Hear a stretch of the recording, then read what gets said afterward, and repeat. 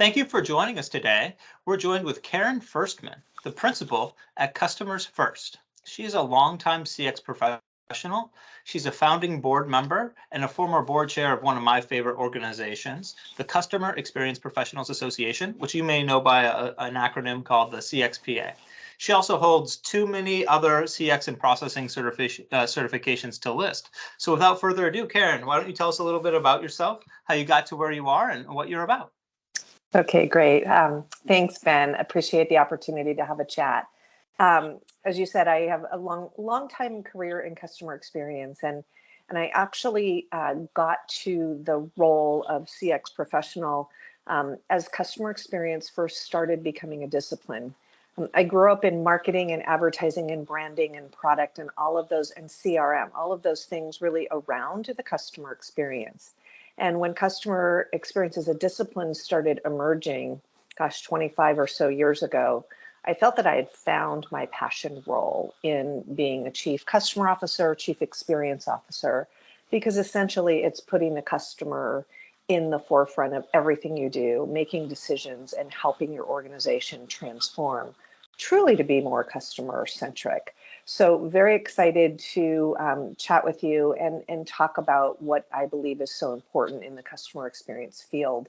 I also have added CX technology and CX consulting to kind of that triangle of having all things around being truly using customer at the center of everything that we do. So very excited to be here today. Yeah, absolutely. Thanks for having us. Sounds like you got a great shop over there. I'm excited to work with you in the future.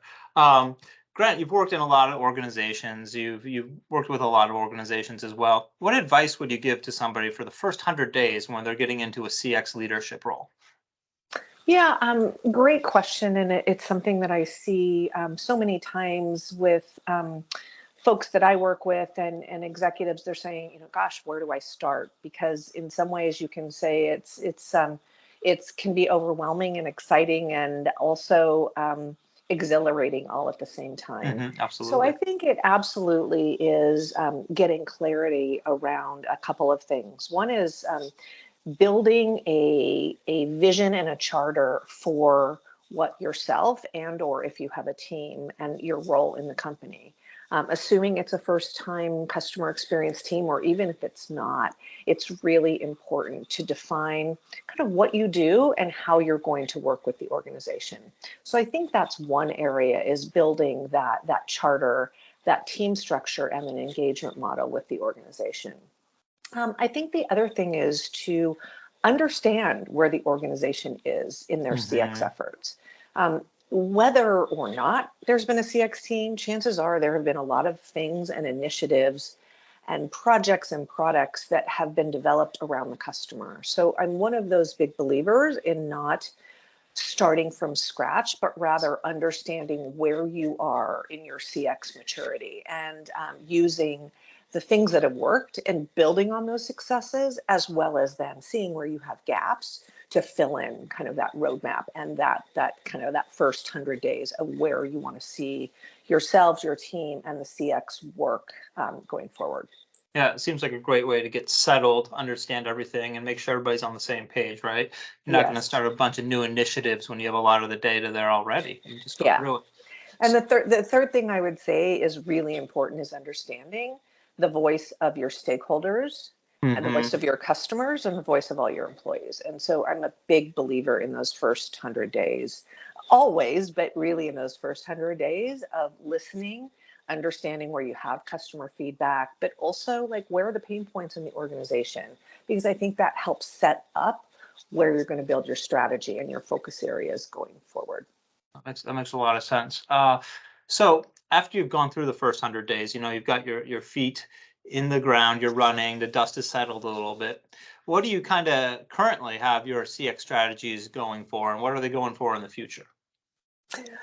Yeah, it's really around kind of building that programmatic aspect and or the roadmap to how you're going to drive the work going forward.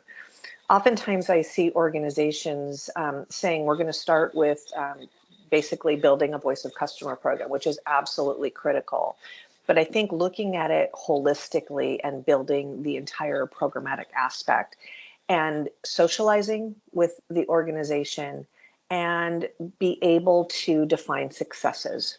So I look at it in three areas as I have built roadmaps for different organizations. And of course, you need to match it with the culture of your organization. But it's really, I'm around three areas. One is alignment around the experience. So the first pillar, if you will, is all around understanding your current state and where you want to be in your future state as defined by your CX strategy.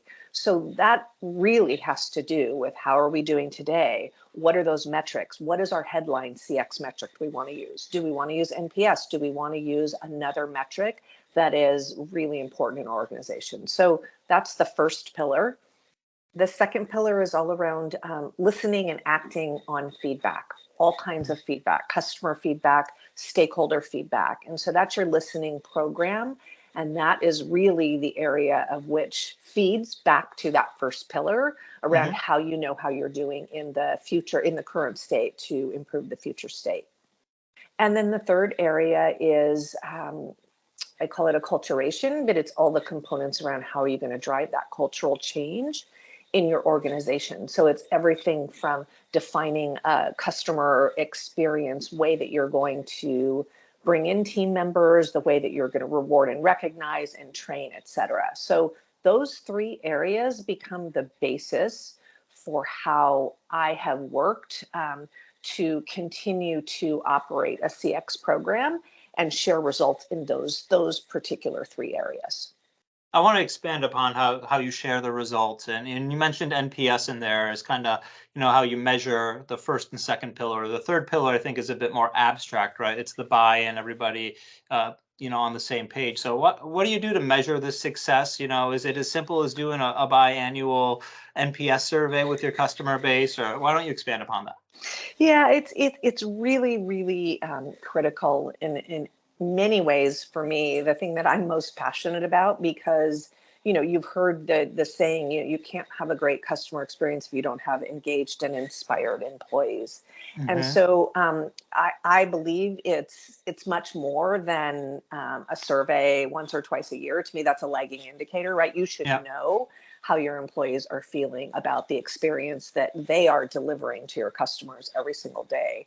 And so I'm a big believer in a few things. One is including them in the defining what those success measures should be, to building consistent service and or experience behaviors that ladder up to your overall CX vision and strategy. So then you can build the programs, as I mentioned before, recruiting, training, recognition around those particular behaviors. And I talk about it in ways of it's top down and across. So it's got to start at the C-suite level. It's got to be certainly, I call the rubber that meets the road in the operational leaders, because every single day they're the ones that have to make that happen and make those experiences actually work consistently over time.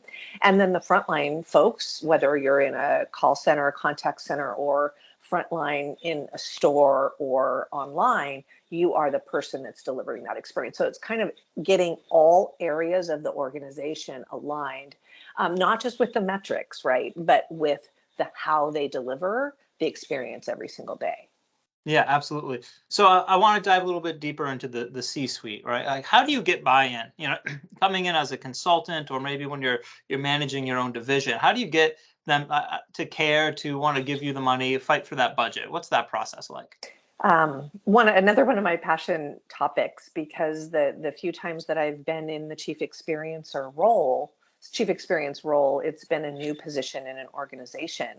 And as I mentioned in the beginning, it's providing clarity for what that role is and how that role and how that team is going to work across the organization. But huge believer in having a seat at the C-suite table. If you're so fortunate, and I always recommend that if you're new to role, or you're defining that, yes, we need a chief experience officer, that person should be part of that C-suite team. It doesn't always happen that way, but if you don't have the direct seat, it's really important to have direct connection to that team to be able to provide updates and share successes with that group. One of the ways, though, that I think is really important is making it real for your C-suite folks. Making it real for everybody in the organization is critical, but oftentimes those executive leaders are not exactly sure, well, what does that really mean around we need to change this from X to Y?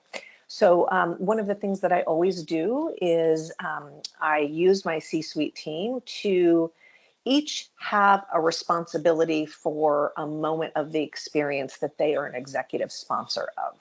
So when I was in an insurance organization, we had our chief product officer who was responsible for being the sponsor of the renewal experience that we were building from, current state to future state. It's not that they need to do all the work, but they're overseeing and they're understanding and seeing kind of firsthand how their employees are having trouble delivering on that experience, but actually what it means to bring them into a place where you want to improve that experience. So they become part of the process. And I've found that very, very, very impactful. Oh, that's awesome. In doing this and managing a whole organization's, experience, it's a difficult task and it can be overwhelming.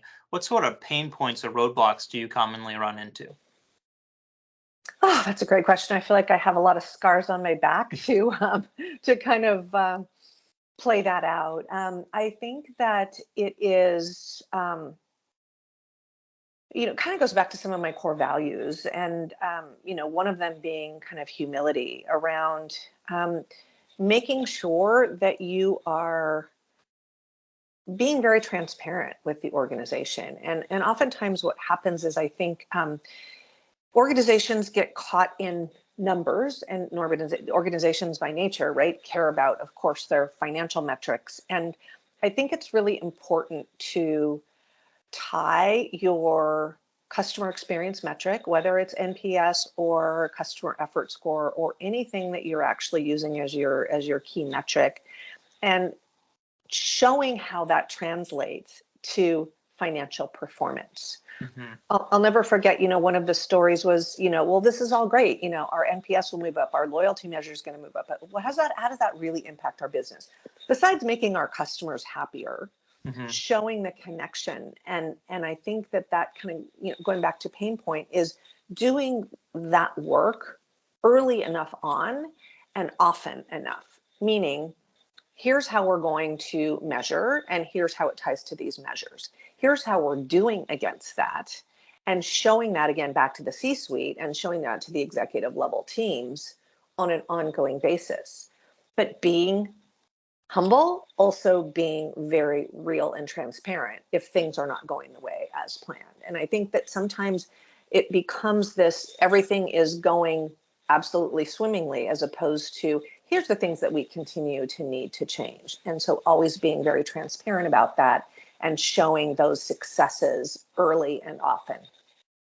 That makes total sense on how you deal with those pain points. Do you have a specific example of how you've used customer experience to prove ROI or improve the business?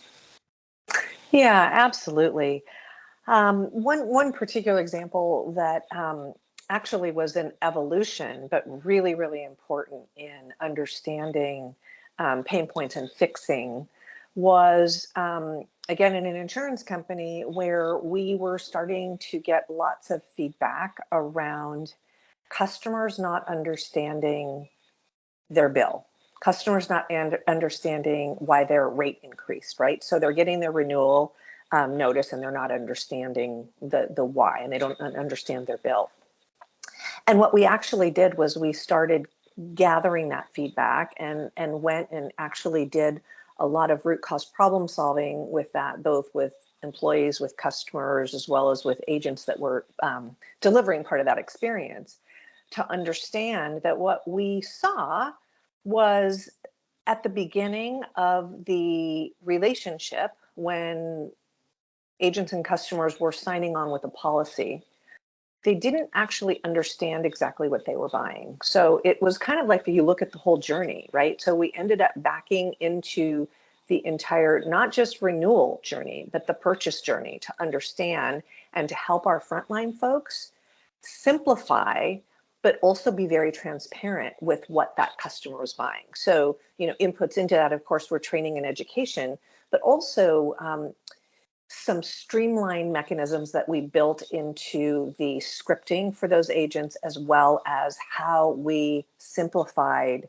the bill that we ended up delivering. So that was one thing, as well as being upfront with the mechanics of the reasons where we could articulate for that actual rate increase. And so as a result of that, we saw lifts, significant lifts, both in the agent as well as the customer input into the renewal and the billing experience. Yeah, I mean, if I'm upset about a bill or I'm like, oh, what are these fees? What are these fees? Of course, I'm going to have a bad experience, right? I think it's great to be transparent and do as much as you can. You realize people aren't always going to read everything on their bill, but as long as you can make it clear and concise without a lot of legal speak, you'll have happier customers. Yes, That's a absolutely.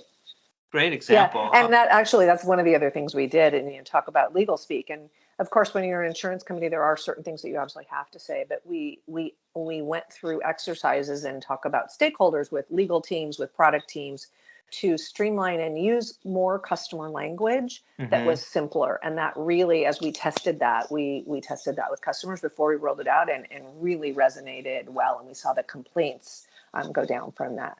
Oh, that's awesome. That's awesome. So you have all this great experience. You've been in the industry for so long. What do you think is the future of customer experience? Oh, I get asked that at so many times, and I think I'll bucket it into two things. The first that I would say is, at its core, with all of the AI and all of the information that we have and all of the data, I think it is still so important to not forget the human aspect of the customer experience.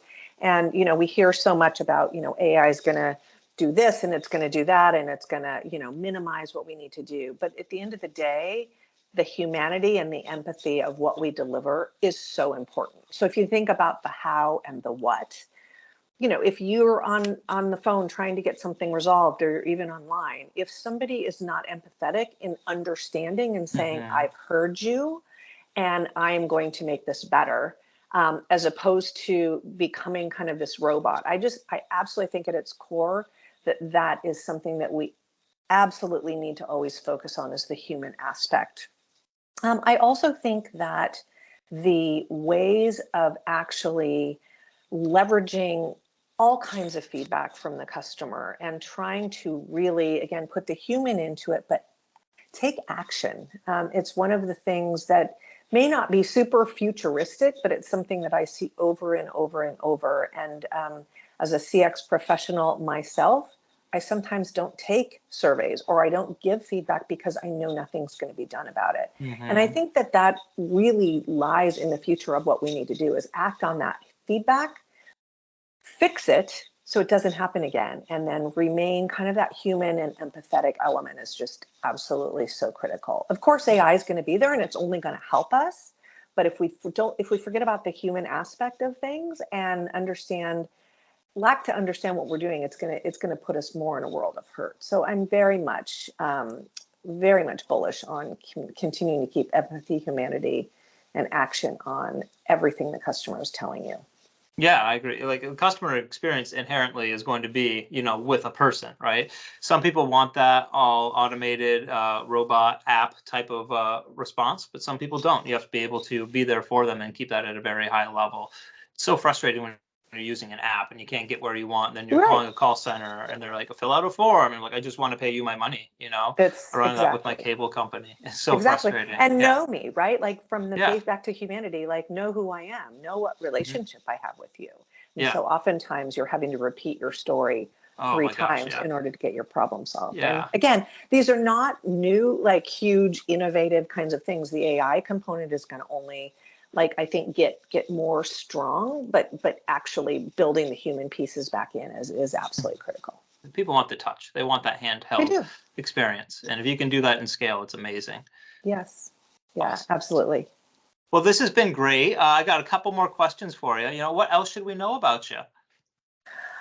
What else should you know about me? Well, as you can already tell, I'm very passionate about the customer. I think one of the things that I have the fortunate aspect of is I have a strong operational background as well. And so I think kind of back to the future, or back to what is so important. Building CX is wonderful, and building CX roadmaps and those kind of things, but you have to build it into the operation of your culture. So I'm very passionate about building processes for customers. So I also have that aspect of things. I'm really excited to kind of utilize the practitioner aspect, as well as my working with partners and solution providers of customer experience technology around voice of customer, as well as kind of consulting and helping companies and executives that are new to their role. I'm very passionate about helping them build that roadmap. And so just really, I feel like, as I said in the beginning, I found my passion career.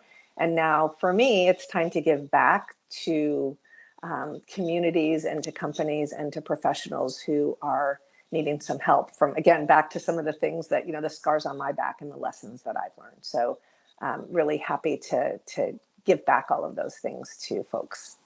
That's awesome. And how can we get in touch with you? Do you have a website? What's your preferred platform? How can we Yeah, reach out? absolutely. Name of my company is Customers Furst, Furst, little play on name there, and through website and all LinkedIn channels, LinkedIn and I guess Twitter and/or X, all of the social channels I'm on as well. Awesome. Well, thank you so much for your time today. We really appreciate it. Great. Thank you, Ben. Appreciate the chat and good to talk to you.